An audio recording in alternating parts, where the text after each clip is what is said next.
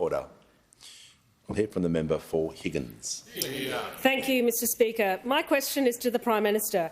How will the passage of the safeguard mechanism help Australia achieve our climate change targets, provide business with certainty and build a better future?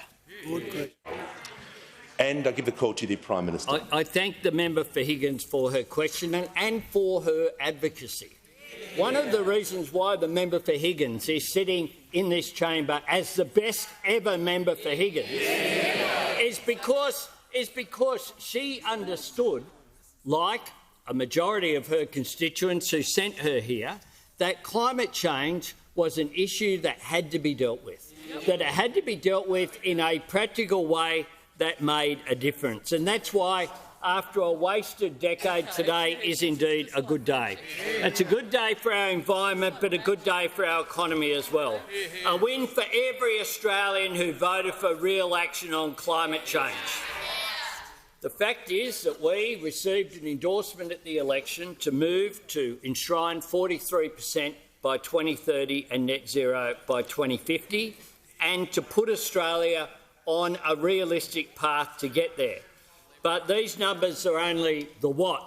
The how is the safeguard mechanism. We recognise that business needs certainty and stability, which is why the Australian Chamber of Commerce and Industry, the Australian Industry Group, the Business Council of Australia, the Minerals Council of Australia, individual businesses in this country were crying out for this legislation to be carried. Order. And I want to congratulate and thank the Minister for Energy, but I also want to thank every member of the crossbench, including the Greens political party, for being prepared to come up with a real practical solution, for not allowing the perfect to be the enemy of the good in their own views, which they have.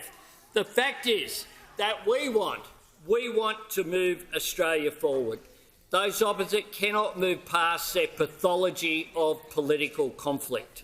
But this legislation is Australia's chance to move past them, to move past the decade of denial that we saw from those opposite, with 22 energy policies announced and none of them delivered.